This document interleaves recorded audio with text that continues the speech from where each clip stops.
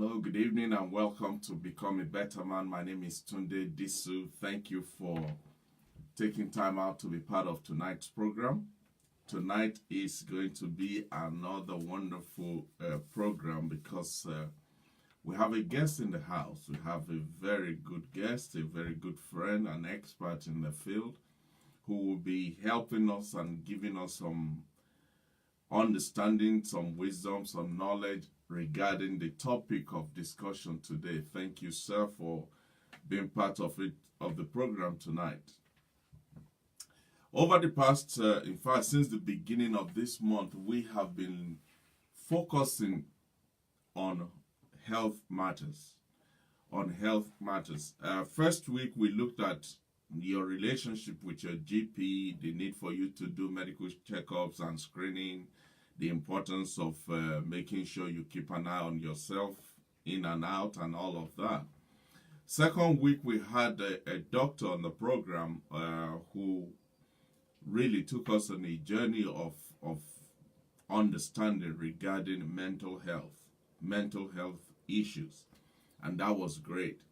Last week, we had another doctor who was helping us with the issue of our sight, of our eyes, the way the eyes work, the relationship between you and your optician, the need for you to do regular checkups with your optician, and the fact that the opticians are not just there selling glasses. They are primarily helping us with our medical condition.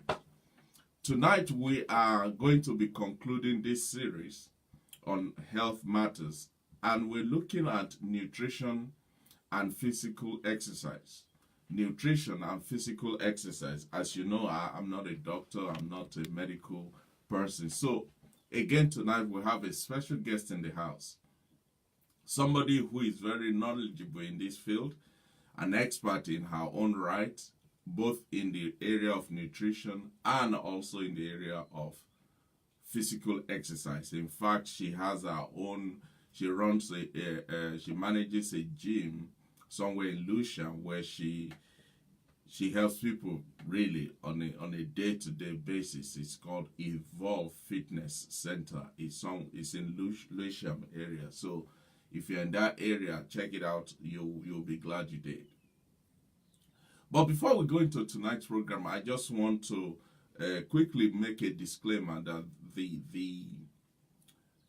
the content of tonight's program, they are personal opinions of our guests. They are not medical advice or medical instructions.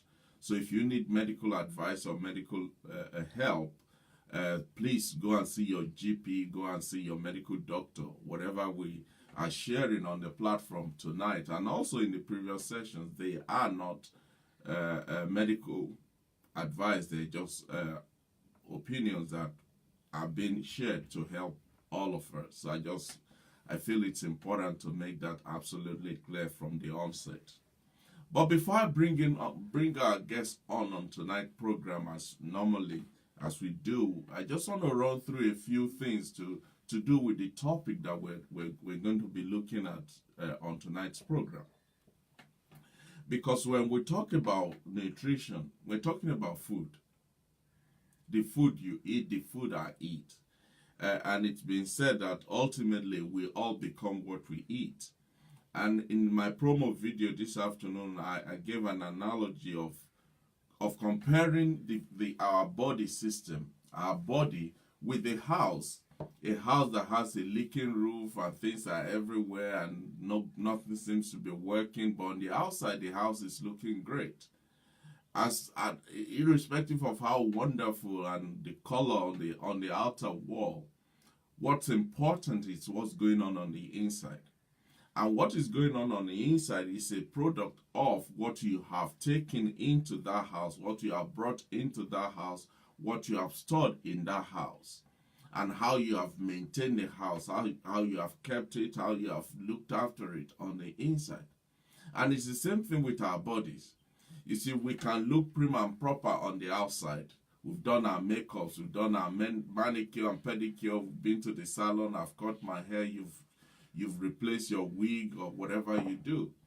as great as all that is, and on Sunday you have your three-piece suit and your new stiletto to go to church and all of that, which wonderful as they are. But the question is, are we paying more attention to the outward appearance than we are doing with what is actually the important aspect, which is our inside? Because it's all right for you and I to look prim and proper. It's all right for us to look glamorous. It's all right for us to step out in style with the latest fashion and all of that. But you will agree with me, if you have issues with your kidney or your liver or your heart or any other organ on the inside of you, the last thing on your mind is the color of your shirt. The last thing you're thinking about is how wavy your wig is. The last thing you want to even talk about is whether you've done your nails or whether I've been to the salon, whether I've shaved my mustache. All of that will pale to zero compared to what is going on the inside. Therefore, when we look at ourselves, yes, we need to look good on the outside, but the more important, the better part that we should pay more attention to is what is going on the inside, because that is what matters. But you see, what is going on the inside of all of us is a product of what we have put on the inside. What we have eaten, what we have drank, what we have smoked, what we have smelled, what we have taken on, that goes on the inside of us, that is what matters. Good nutrition is important. It is important. It's an important part of leading, of having, of experiencing a healthy lifestyle. But when you combine good nutrition with physical activities, with physical exercise, by not letting your body go to sleep, you wake it up, you shake it up, you jack it around. When you do all of that, it helps you to reach and maintain a healthy weight. It reduces your risk of chronic diseases like heart disease and cancer and some other things like that. And it promotes your overall well-being. You are healthy, you are strong, you are you're firing on all cylinders. But in order for you to be in that position, in order for you to achieve that, you have to, number one, have a strict regime of maintaining good nutrition. And you have to add to that a program of physical exercise. Now, don't get me wrong. When I talk about physical exercise, it doesn't mean all of us will be in the gym at the same time, or will be on the road running, or will be in the pool swimming. All those are part of it. Depending on your disposition, depending on other circumstances around your life and my life. Do you know there are some people, the physical exercise they do regularly, which is the key point there, regularly, is just walking for an hour.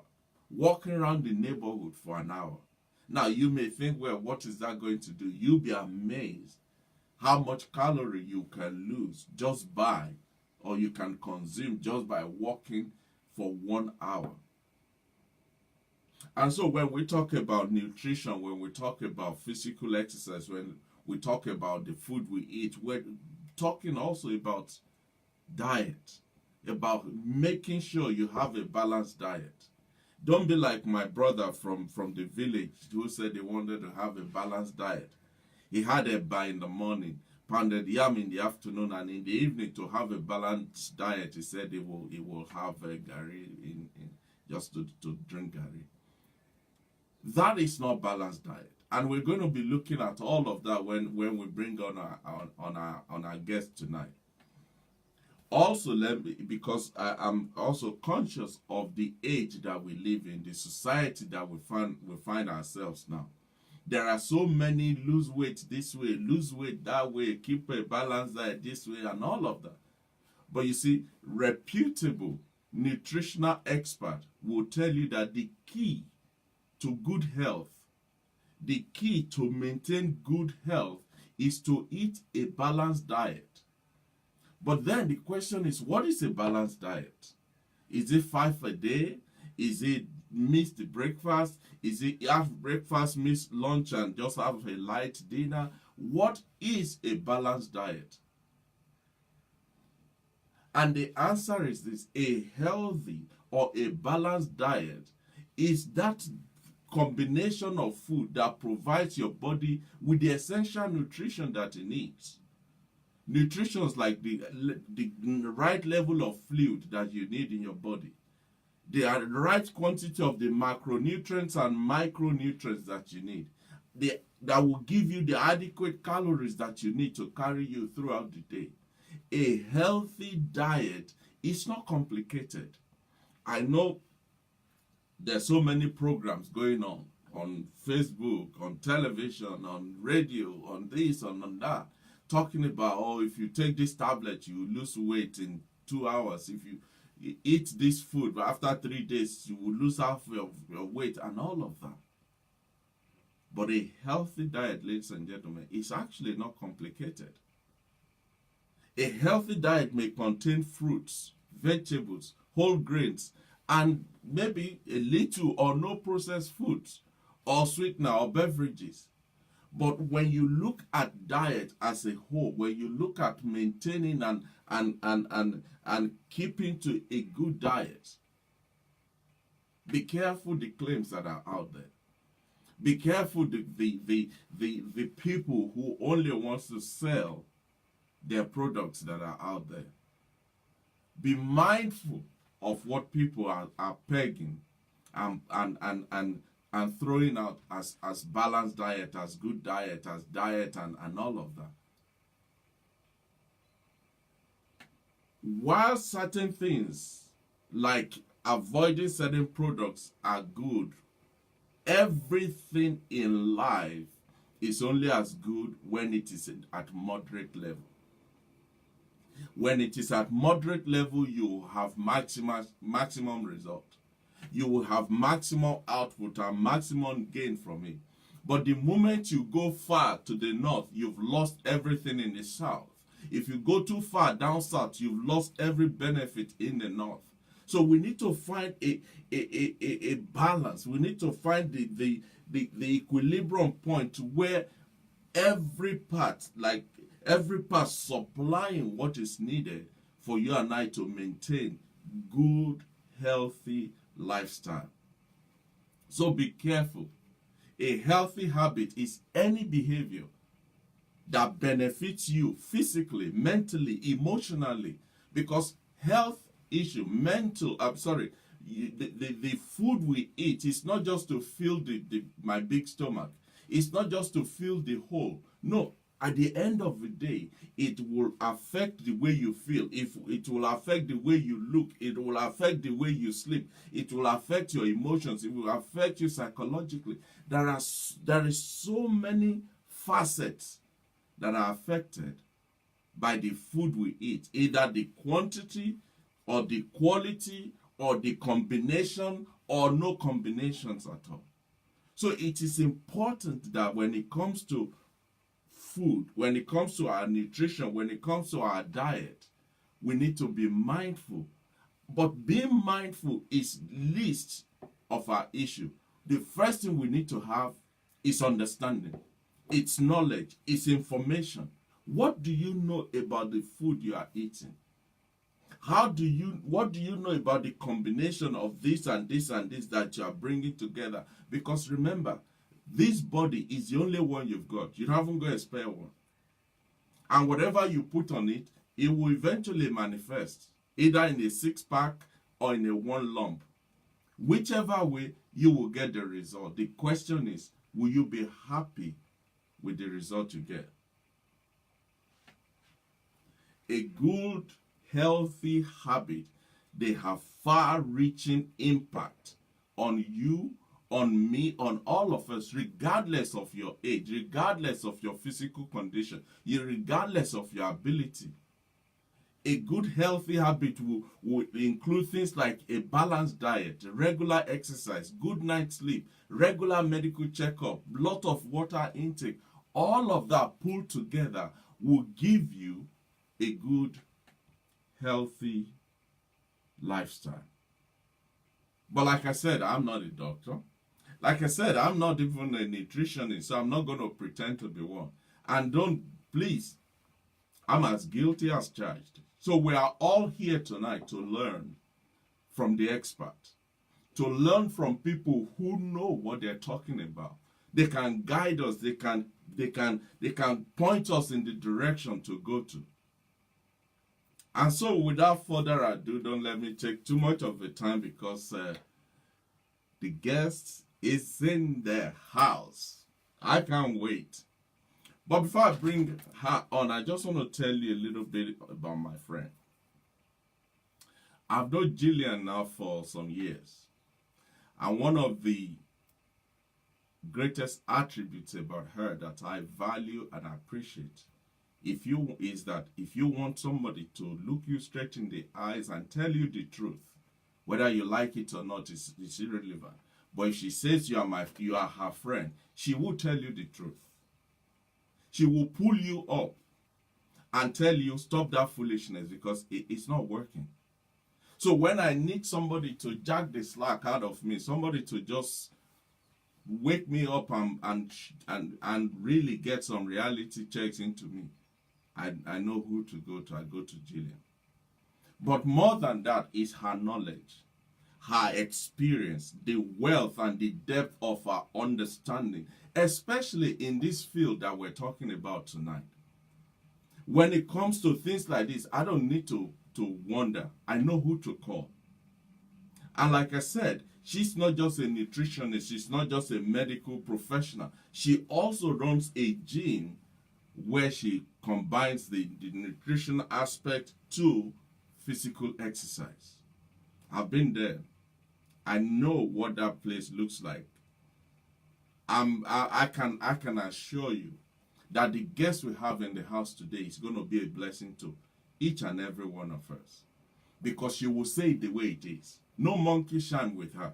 She will put it on the line, and hopefully you have enough thick skin to hear the truth tonight. So without further ado, ladies and gentlemen, let me bring my friend on to join us on this program. Our guest tonight is no other than Mrs. Gillian Phillip. She is a friend and a good friend, not just in need, but also in deed. And she's going to be walking us through all these issues tonight, to do with nutrition, to do with the food, to do with the combination, to do with what this one will do to you and what that one will do to you and how this one will relate to this one. But also to add to that will be the advice that she will give us when it comes to physical exercise, because that is important.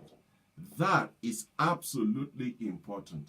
And a lot of us we have let our bodies go. We've gone from 6 packs or no packs before to 1 lump. And may God help us on that.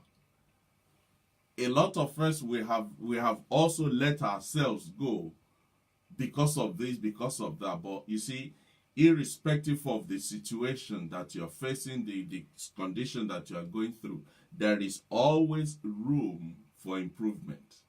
There's always room for growth. And that is one of the things that we'll be looking at on tonight's program. I think I've invited her. Let me see if she. Hi, Jill. Can you see my invite? Can you join us, please?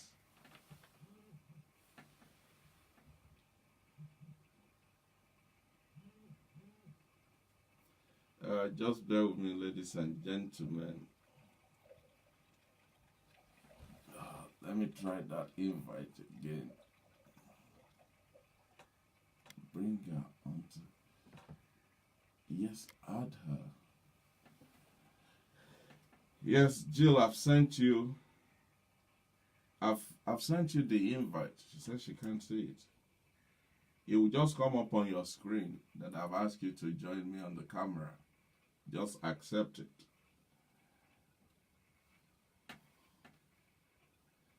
Sorry about this, guys.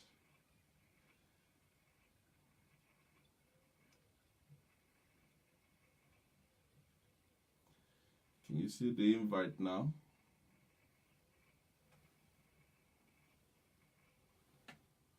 Wow.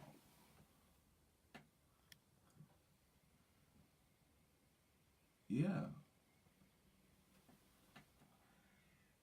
I need this to work. No? Let me try. Can I try?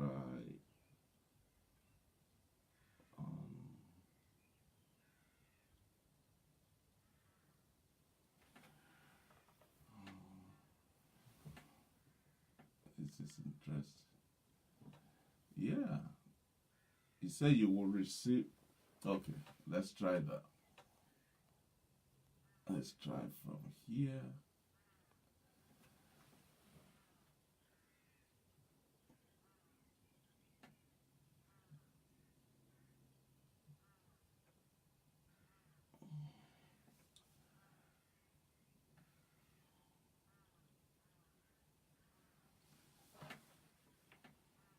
Sorry, guys.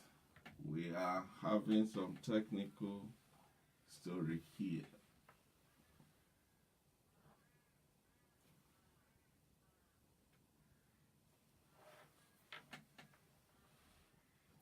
While we're waiting for her, I'll just continue with what I was saying. Um, yeah.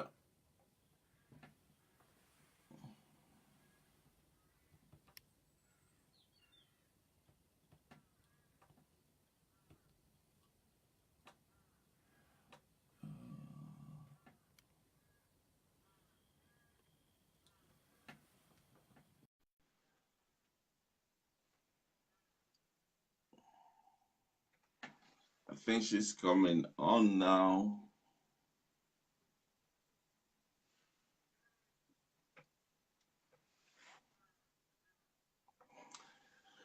While we're waiting for her, many people have confused healthy eating habits with actual dieting, as in dieting to lose weight. The two are not the same. The two are definitely not the same. Dieting is different from maintaining healthy.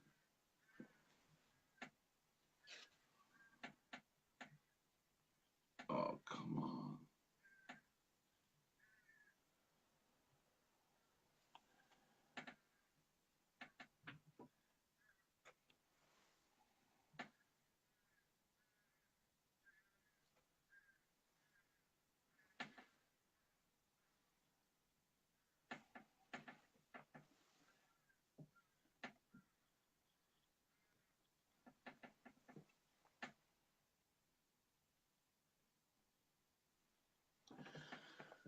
Wow.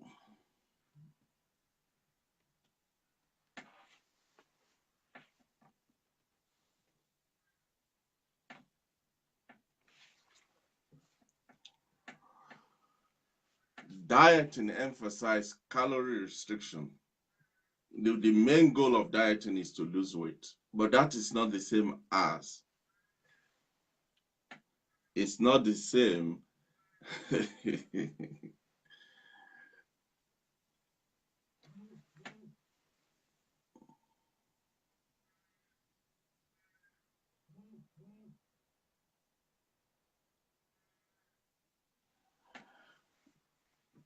Oh, come on.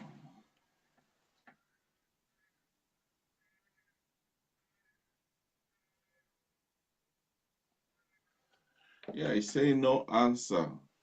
Oh, let me wait.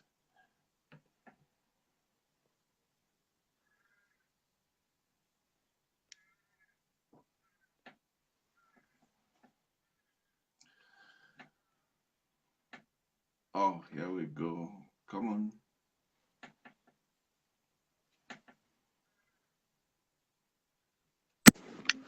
Oh, hallelujah. All these Benin people, come on.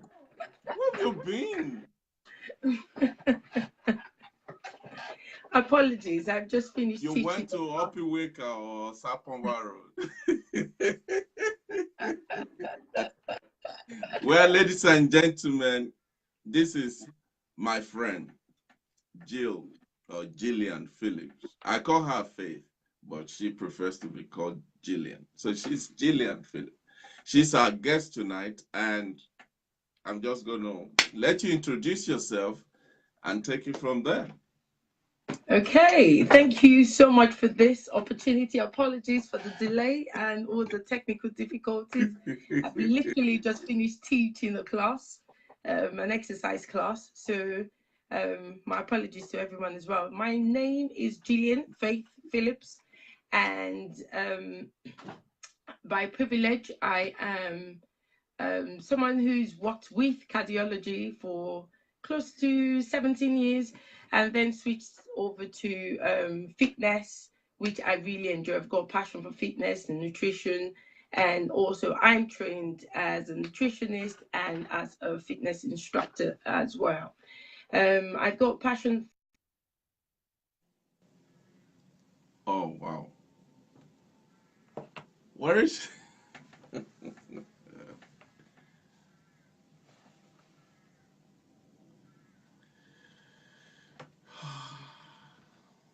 Please, guys, I'm so sorry about this. Where are you? Oh, come on.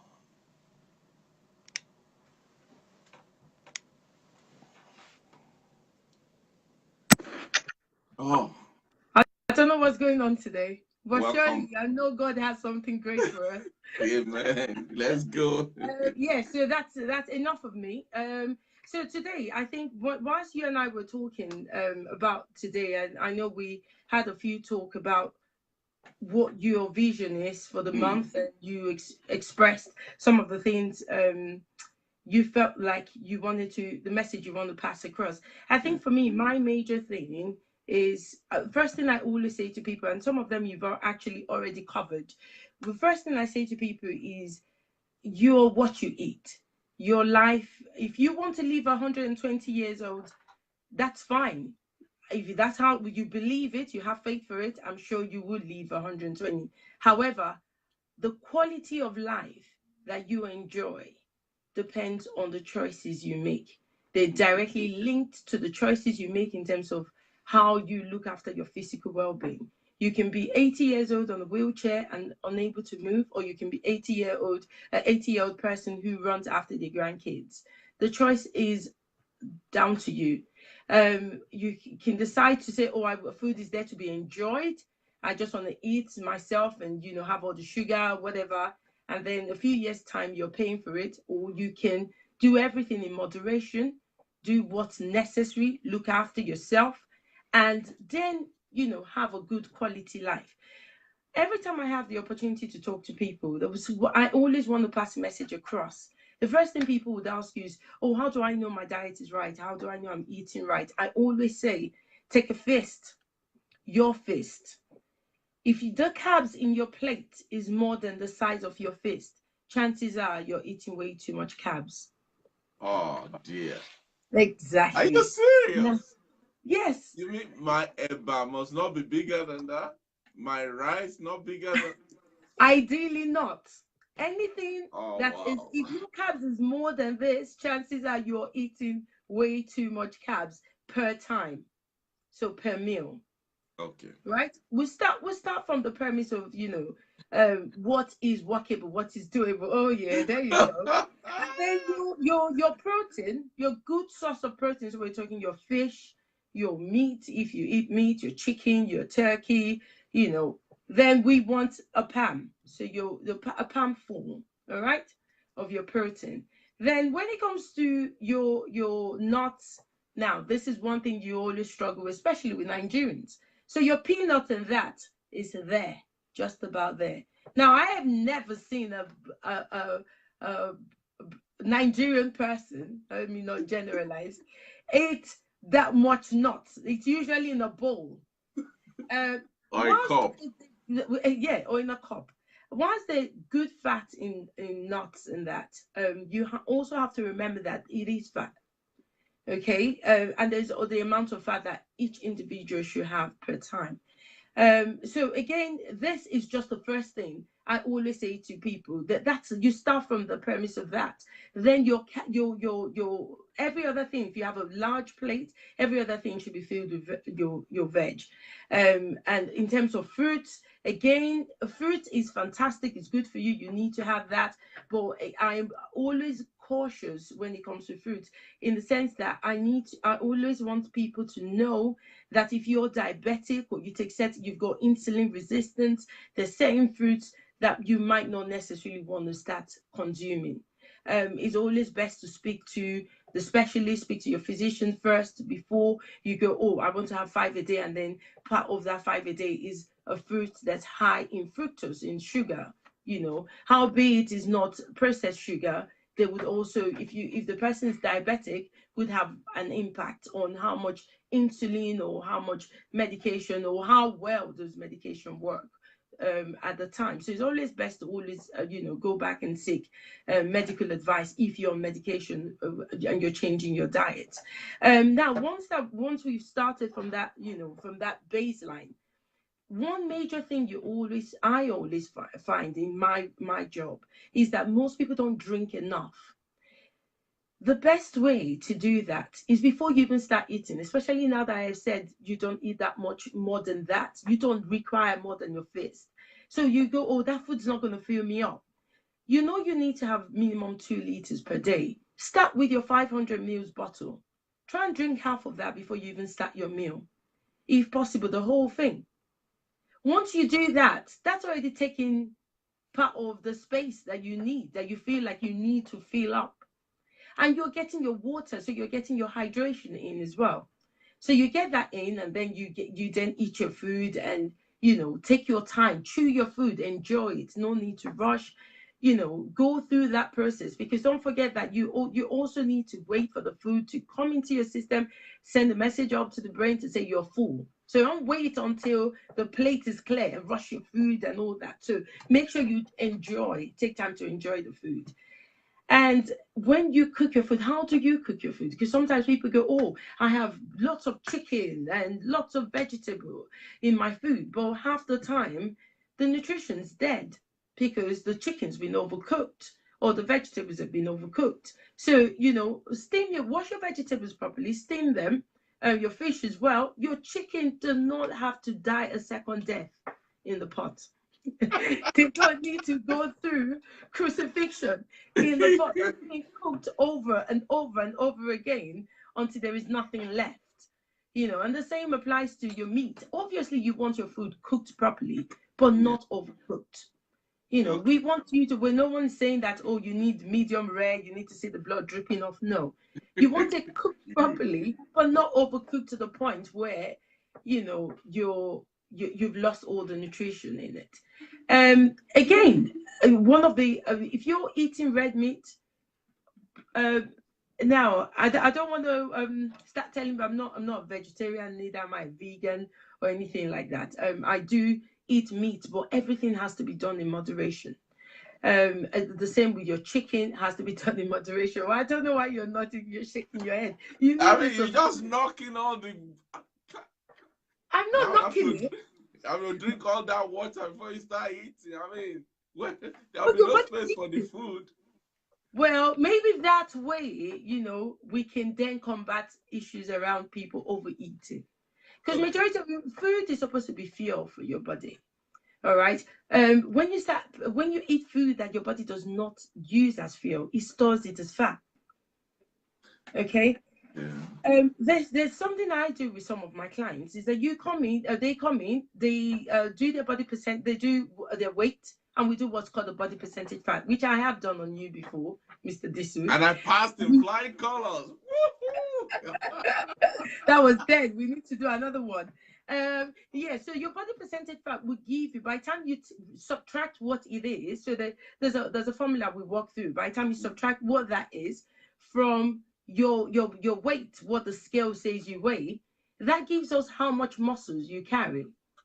So if your body percentage fat comes up as say 40%, for example, and then we do the calculations and we subtract that from your weight, so sometimes you're carrying, so the composition is 40% of that individual is fat. Wow. And nobody should be carrying 40% fat. Now, the other thing I always say to people is think about it. You have not grown an extra pocket to keep this fat in. You don't have an extra organ somewhere. So where is this fat sitting? This extra 20% that you're carrying, they're hanging around the liver, the kidneys, the heart. You know, they hanging around organs that you need. You know, and there is no. You give yourself a prayer point if you like when you start eating certain things. So you have to make that choice for yourself. Do I want a prayer point, or do I want to live long? So you want to stay and enjoy that extra juicy, fatty food, and then pay the moment on the lips and a lifetime in the hips, or a lifetime on the heart or the kidneys or liver, wherever it decides this fat decides to deposit itself. You look like you asked a question, yeah. I just want you to go over that issue of, this formula that you talked about regarding the weight and the fat. Can you just run that through again? Because okay, I'll tell you exactly what it is. So basically, what I do is I've got a machine that tells me how much body percentage fat people carry. Okay. So you would first of all weigh them. You do the height and you put in all the figures and everything, and it tells you, for example, someone's carrying 30% body percentage fat. What I then do is there is a formula that I walk through. So we start with the body weight, and then we convert. I don't want to bore you with the details. So we walk through the formula where we subtract what the fat equates to in kilos, away from the kilos, right? The kilos in weight. Yeah. Whatever you get is the lean muscle that the person carries. Okay. Every other thing is body percentage fat. Wow. Yeah. And in some cases, somebody, for example, in one case where somebody weighed 75 kilos, and at the time, in comparison to her height, didn't seem a lot. However, by the time we took the body percentage fat, or 42%, did the maths, she only had a lean muscle of less than 40 kg. So of the 73 kilos she was carrying, less than 40 was muscle. The rest is fat. The other bit is the fat, and so we equate some for the organs and all the rest of it. Wow. So, but my thing now is, where is this fat sitting? Because you haven't grown an extra pocket. You haven't grown an extra skin. You're not carrying it in a backpack on your back. It's sitting somewhere. So it's sitting around vital organs. That's okay. Good for everyone, because if it's sitting around the heart, it would cause damage. I remember I just before I came on, I noticed you said something about the body being like a house. Now, that's how the heart works. So you've got the electrics, you've got the plumbing, and you've got the structural work. Now, when fat sits around the heart, it sits around the plumbing of the heart, which are the arteries where the blood should be flowing through. So things like hypertension, heart disease, heart failure, coronary blockage, all that is a direct link. So if the motorway is blocked, that's it. Nobody's going to... Exactly. The motorway is blocked. It starts telling, it sends you signs. So the body, the way God created the body is magnificent. It would send you signs. So it works like a traffic light system. It will send you signs and say, so that's where you start getting people with chest pain and all the rest. Obviously, there are other, some people have congenital issues that might lead to those. But I'm going to concentrate on people who, by reason of their diet, have, had a direct link to, coronary heart disease. High cholesterol, again, leads to plaque. So you're having imagine your pipes having rust, blockage, and then you're trying to get the water down the drain and it's not going down the drain because there's blockage. That's exactly what it is. So you have all the fat, all the cholesterol hanging around the walls of the arteries, and then blood saying I need to go through, and the things like, well, there's no space, I've come here to stay. So when you think about food like that, it gives you a different view. So you sit down and you ask yourself, is this food for nutrition, or is this leading to my death? Is there death in the plate? Should you be praying against yourself? Or should you be making different life choices as a result? And saying all this, there is always a way out. It's one step at a time. First and foremost, it's never too late to change your diet. It's never ever too late. So you first of all start with, okay, making that decision. I want to change something. This is my target. I've noticed this, I've noticed that. I must do something about it. The same way we invest in, say, you want to buy a property, or you want to buy a new cloth or something. The same way you invest in that, you invest in yourself. Now, my motto in the gym, and most of my clients will tell you, is there is no point looking good in a coffin. There's no point you looking good outside and the inside's rotten. So you must start from inside out. So when you look after yourself, you must start from inside out. So you start with, okay, what are the things that I need to do? It might not taste good today, but I'm investing into my future. Just like with some of the decisions we make. When you go through primary school and you're writing exams to go into secondary school, it never feels good for the child. The same with secondary school into university. There is pressure. So there's the same sort of discipline that you need. So you need to discipline yourself, discipline your taste bud, and say, okay, I'll talk through what a typical diet should look like. Maybe that would help someone. So you wake up in the morning, you take always start with water. So start with nice warm water, drink that, take that down. I see the way your face is like, how can I start with water? But it's a good place to start. Not tea or coffee.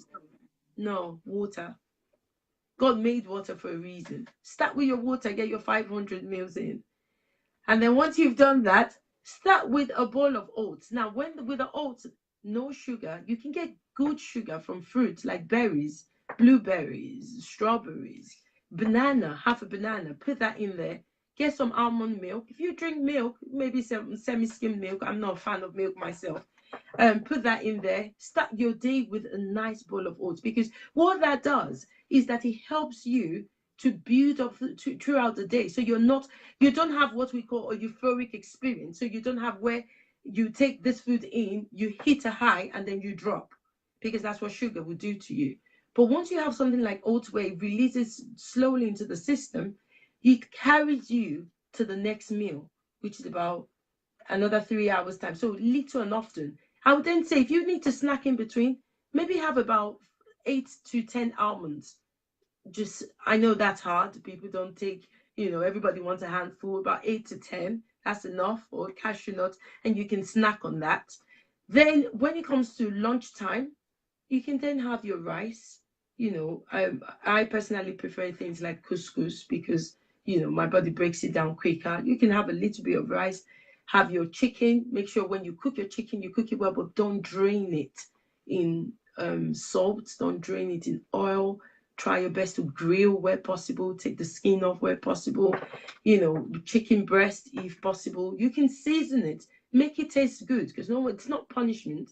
It's a way of life. We're talking about lifestyle changes here. So we're not talking about punishment. No, it's not. So the food needs to also taste good. Have your vegetables in there. Get your avocados. Get half an avocado pear. Put it in there. Have your nice food. Enjoy that. That again carries you on for another 3 to 4 hours. Now, if you carry on like this, then when it comes to, depending on how active you are, we're going to talk about exercise in a bit. But depending on how active you are will determine what next you have afterwards. So again, you can have another high protein meal, or you can have a high carbs and a little bit of protein later on in the day. I tend to eat 4 times a day, just because it helps me to spread my food out properly. How many times? 4 times a day. So I tend to eat yeah, 4 square meal, yes. Because that then helps me to takes away the cravings also helps you to ensure that you're getting all the amount of food your body needs to function. Now, when I say I eat 4 times a day, don't forget I live a very active life. So I exercise 6 times a week. So my food has to always, if you want to lose weight, you have to be in a deficit. What I mean by that is that if you exercise and you burn, say, 500 calories, that needs to be in the bank. So it's like money. Think about it as money. Consider that your money that stays in the bank. So you have a deficit of that 500 calories that helps you to, so you're not overeating. So you take, for example, let me give you an example. Say the person weighs about 70 kilos. They want to lose 5 extra kilos. You did not put on that 5 extra kilos in one day. So be patient with yourself. Take your time to ensure that spread it out 12 weeks, 20 weeks, however long it takes, but make sure you do it healthy, in a healthy manner.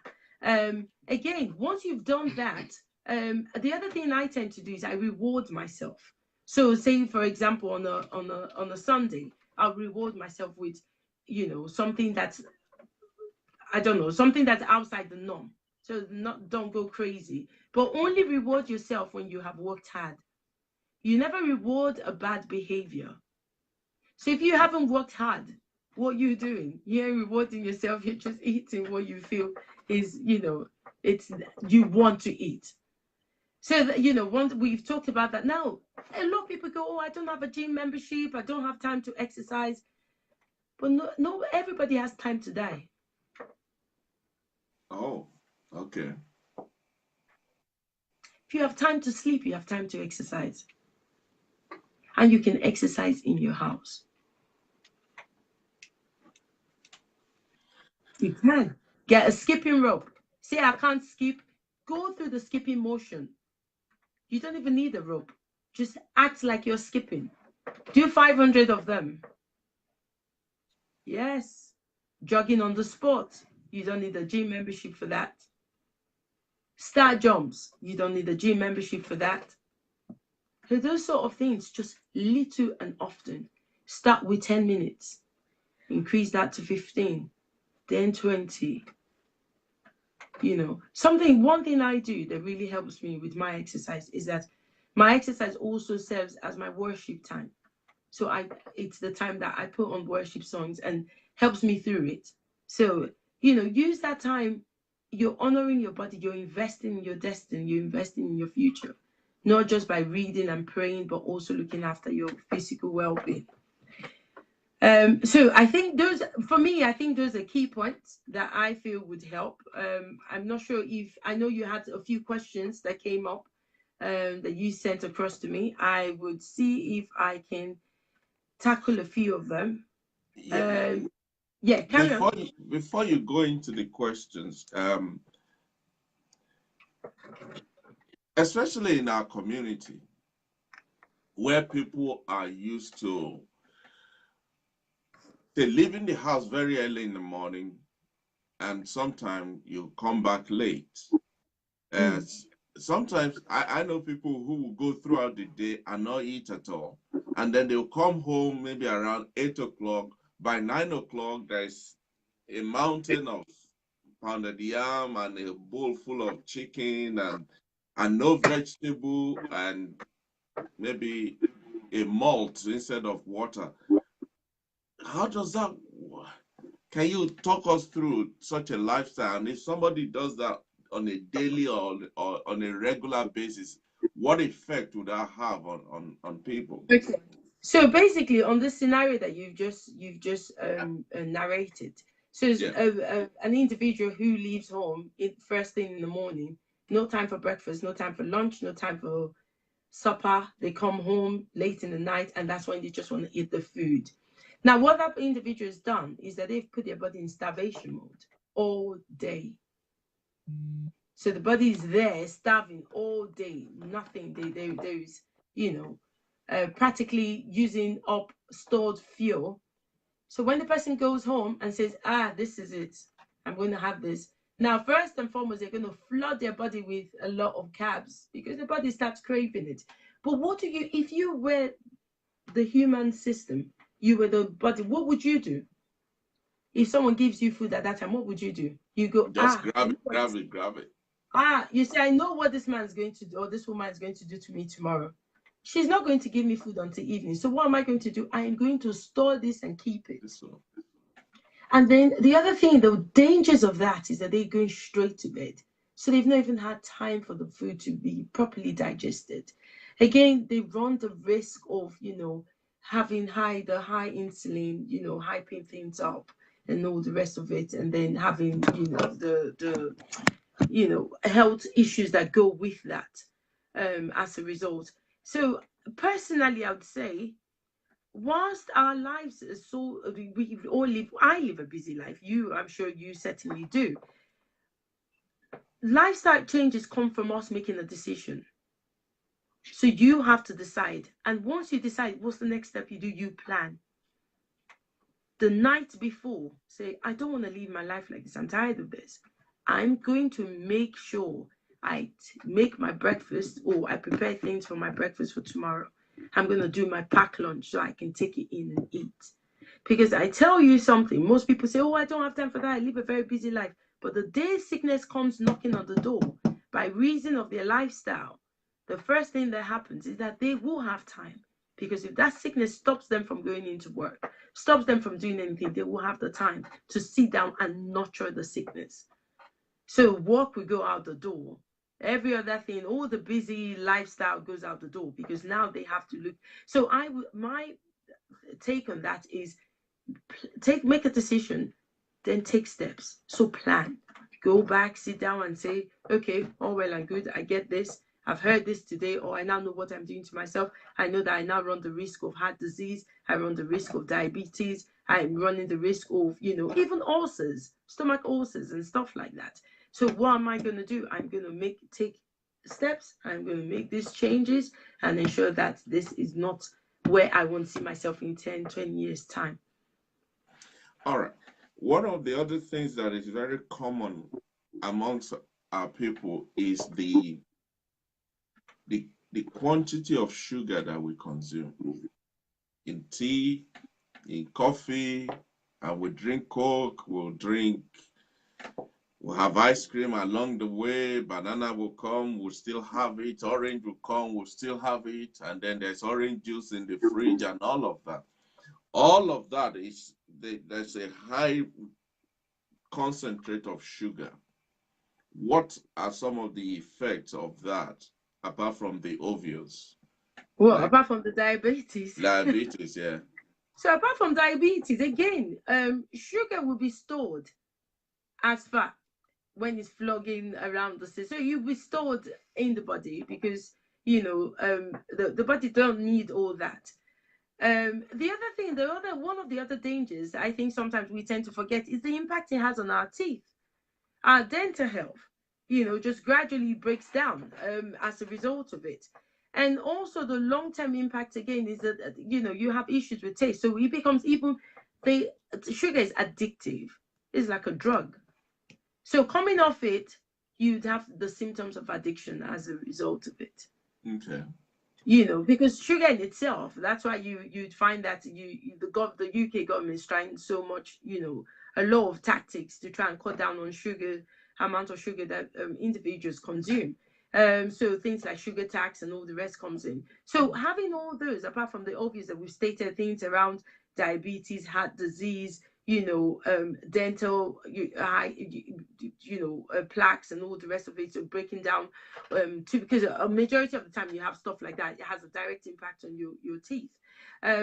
Again, also sugar is a drug, because sometimes when you start taking it like that, you feel it's almost like when you take caffeine, you feel like, okay, gives you that buzz that comes with it, makes you a bit hyper at the time you take it, and then there's a dip. So don't forget, you keep having this up and down all the way. So you just, in a way, the first thing to do is, we already, by the reason, we know that there's a problem having that much sugar. I am sure that you don't need an oracle, you don't need a doctor to tell you that.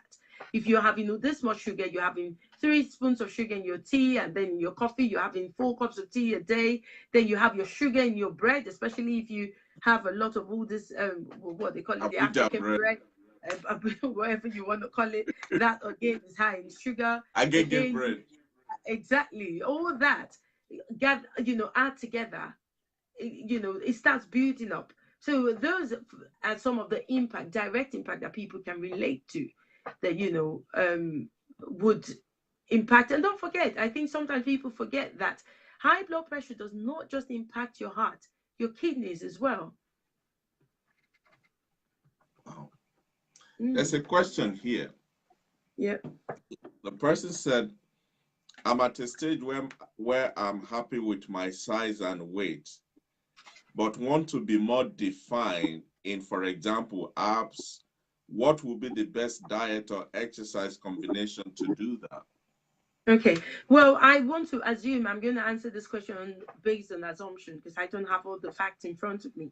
I want to assume that this person has no health challenge, so the kidneys are doing well, every organ, they're not on any medication. Yeah. If this person is already happy with their weight, I would suggest that they increase their protein intake. So if they're trying to tone up, increase the exercise.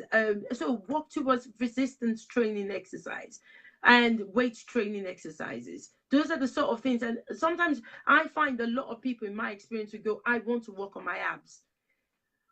But it's not just the abs, it's everything else that goes with it. So you can't just go to the gym and work on your abs. You have to work on every other aspect of your body. But changing exercises will do that. So if you want more defined abs, you start doing resistance training, start carrying weight. If this person is a female, please do not feel like weight only for men. I lift weights 6 days a week. Weight's not just for men. Weight for women as well. In fact, women are better at lifting weights than guys. Yes, they are, especially when they get into it. But yes, that's for me is my straightforward advice. And again, watch what time you eat. So make sure you're eating food as fuel rather than just going through the motion. Okay, the next question here is, are macros and calorie counting important? Well, I think they are important depending on, you see, I'll answer this in two ways. Now, depending on what you want to achieve, they're important if you're somebody who is into counting macros and calories. However, if you're somebody who is healthy and you don't want to live that rigid lifestyle. Now, I count macros and calories at certain stage in my life, depending on what I'm trying to achieve. Am I trying to achieve increase muscle mass, or am I trying to drop body percentage fat? I would do that. But as an individual that's going about their day-to-day life, I would say keep an eye on what you eat, but don't necessarily count every single thing. But if you pick up a meal or you pick up something in the store, we've got the nutritional values in front. Now it's even the traffic light system. So you can see where they say you only allow 20 grams of sugar there, and then it says it's red. You already know that's not for you. You put that down where it says that salt content is high. So those sort of things you take off. But back to the question, they are important. However, don't be rigid about it. So don't go about it a religion. Yes, don't turn it into, because otherwise it becomes a bit tedious. And after that, so that's my take on it. Yeah. Third question, is intermittent fasting a good way to diet? There is a place for intermittent fasting. There is a place for it. There are scientific evidence, howbeit you might want to critique those papers and say whatever, there is a place for it. And again, as a Christian, I have used, by reason of certain religious demands, I've had to fast. And I don't necessarily use it as a diet. However, it also depends on every individual case is different. I wouldn't necessarily say that's my choice of fasting, but there is a place for it. And there are research papers out there that supports intermittent fasting.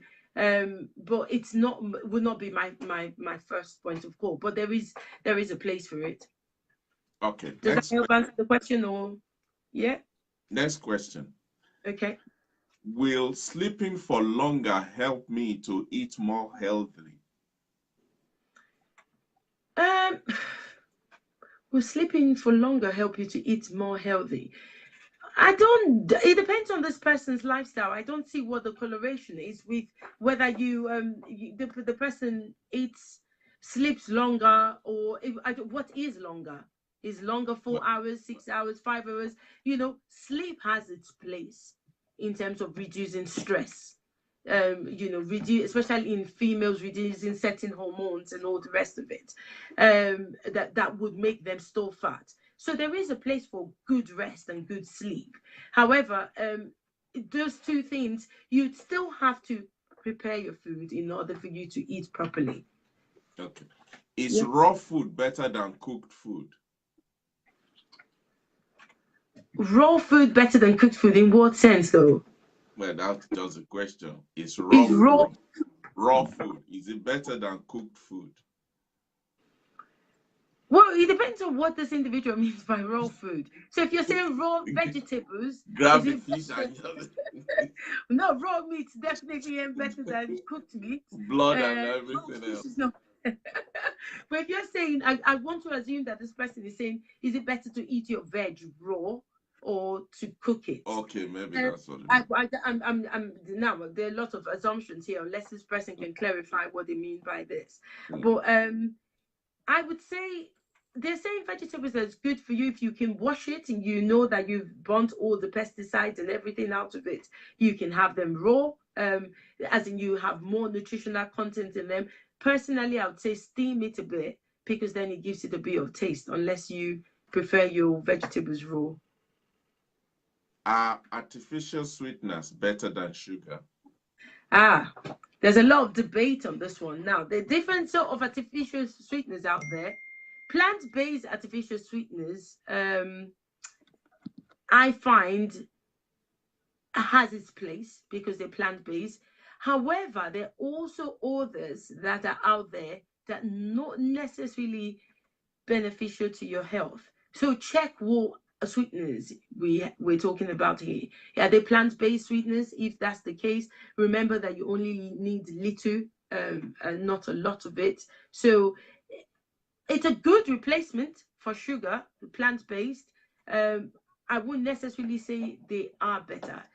I'm more of a use honey person, so use honey or use plant-based sweeteners rather than some of the sweeteners you've got out there.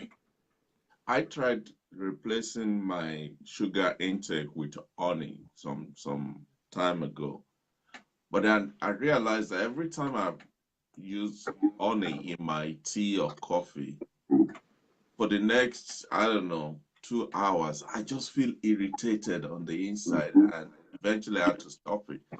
Then have your tea plain. Sorry, ma'am? It's sweet enough. You don't need anything to sweeten it. Well, maybe that's what it means. Okay. Where do you get better exercise? Jogging on the road or going to the gym? Either way, it's a matter of preference. So if you jog on the road, just make sure you have good form. You've got the good trainers, so make sure your trainers is right so you don't end up with injuries, and your form is good. So when I say form, your posture is good, you know what you're doing. Or you can go to the gym. Either way works. Like I always say to people, you don't need a gym membership to have a good active life. Can you talk to us about posture, please? My favorite subject. I know you're big on my favorite subject. Yes. Okay, all right, let's start with that.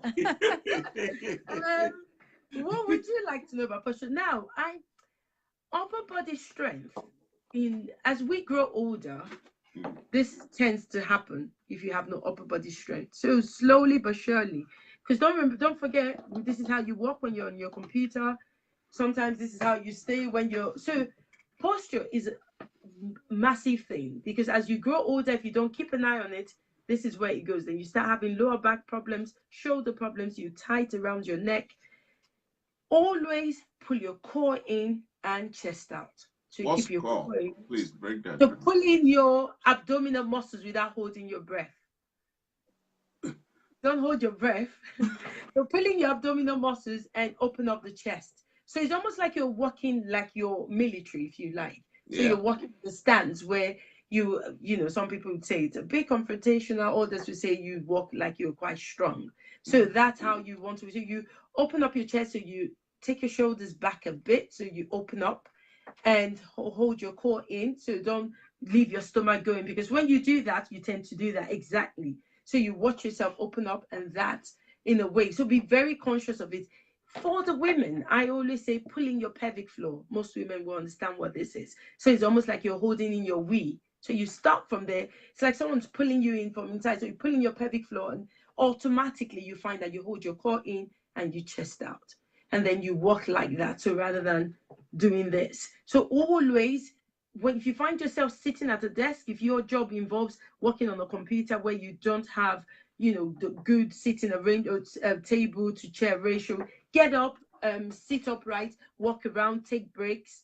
Again, for the men, if you find that or the women, you find that you start having lower back issues and all the rest of it, always keep an eye on your posture. So go back and pull yourself up. So it's almost like you're pulling yourself up. The stuff out there now that you can get that helps you to ensure that you're not, bending over. Not slouching. Yes. So you open up your chest. If you find yourself doing that, always, pull yourself back up and hold your core in as much as you can. Wear proper shoes. Wear the right shoes. Because if you're not wearing proper shoes, again, that will make you walk funny, and again affect your posture as well. And don't wear tight trousers. No, for the men, don't wear tight trousers. I don't see how it disturbs the women. Yeah. Yeah. All right. The next question. I know you're looking at your time, so we'll soon let you. I think we haven't even started on this, so you're coming back. Don't we'll go probably too far. We'll do a part 2. Yeah, we'll do part 2. Yeah.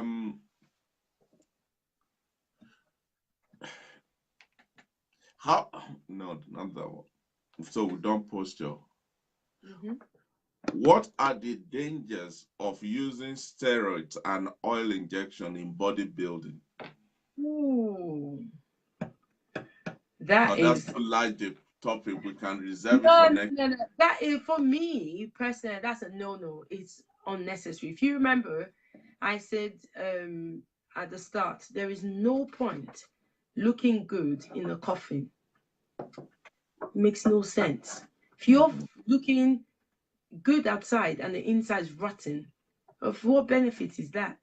So a lot of people who oils are no. Steroids is something that people use in bodybuilding. And you say, let me answer that question. What are the dangers of steroids?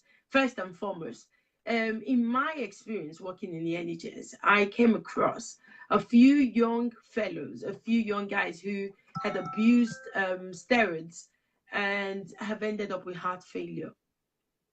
Wow. So it can't induce pump failure in the heart. You don't know what you're getting because you're buying it off the street. People telling you steroids, you have no way of checking what these things are. So injecting it in your body, and of what use is that though? If at the end of the day, it's only going to lead to death. Again, when people start doing stuff like this, my first question to that individual is psychologically, what is going on there? Why the need to want to look? Why the need to go that way? Why would it even cross your mind in the first place? So there is already an image issue going on there. So that question already suggests to me that this individual knows that there is a big issue. And if they would like us to talk deeply into this, I'm more than happy to, make time out to talk to that person. You never know. Maybe someone's said this is the only way. That's not true. That's not the only way. We'll take 2 more questions, then we'll close by telling us about Evolve Fitness Center. Okay. All right. The second to the last question. Yeah. At the beginning of the year, a lot of people make New Year resolution, and top on the list is I'm going to join a gym. And they pay the money for the year, and then they don't show up after second week in February. What are the top questions to ask a gym operator like you before you join a gym? What are the things that you need to ascertain, you need to look out for, you need to make sure? What are say top 3 or 4 questions that you should ask a gym operator before you pay for the membership. What have you got to offer me? What help can you offer me to help me achieve my goals? So That's it's not you just know your goals. Yeah, because you if the person has written a New Year resolution, Yeah, and go with it, they have a New Year's resolution, so they've gone into the gym and say, "Oh, I want to lose weight, I want to do this." That's fine, but ask that person, what help have you, what have you got in place that can help me achieve this? Are my goals achievable within the time frame? okay. And again, how do I pace myself in so that I don't run out of steam? How do I pace myself into the horses so I'm not running out of steam? Because that's really important. A lot of people have all the right intentions. They start it's like running a race. You see, when it comes to lifestyle changes, the marathon is not a sprint. So, they need to pace themselves. If you start with 1 day, 2 days, 3 days, and then also get the gym operators to hold you accountable.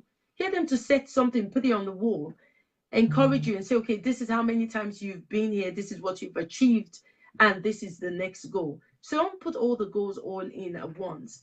Cut them into little chunks, and that would help. That's for me, that's what I do. I always ask the question, what do you want to achieve and in what time frame? If it's unrealistic, I would say from day one, it's unrealistic to expect this, because it's taking you 10 years to put on the weight.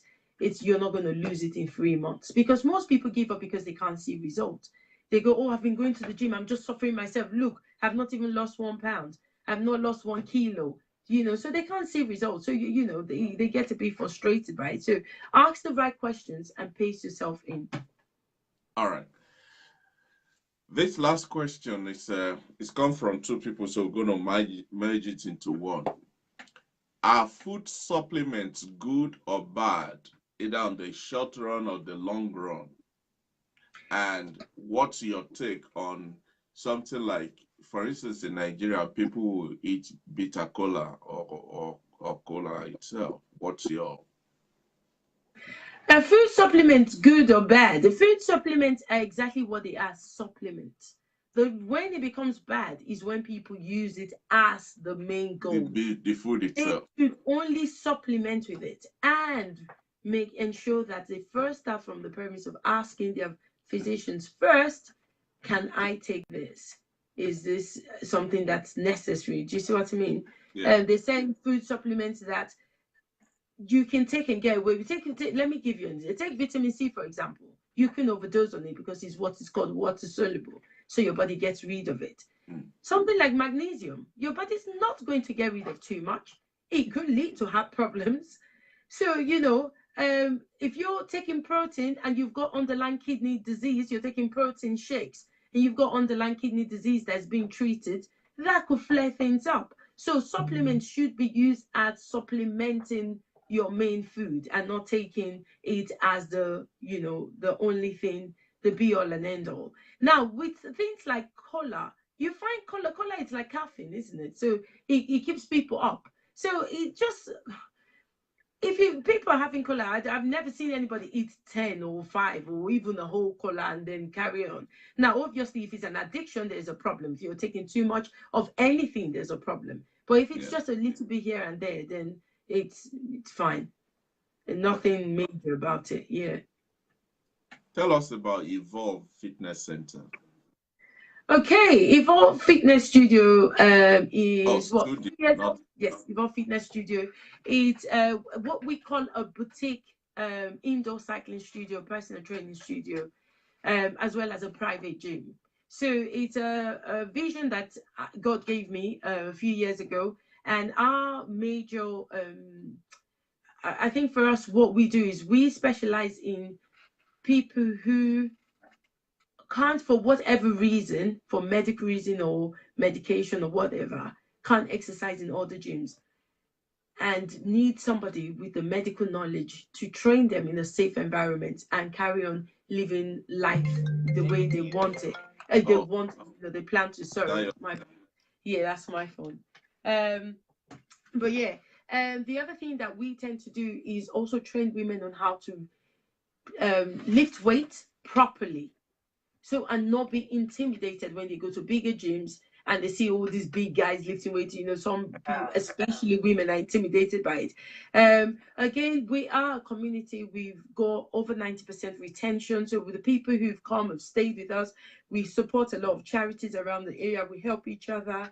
We're a big family. We look after each other as much as we can, and we support each other.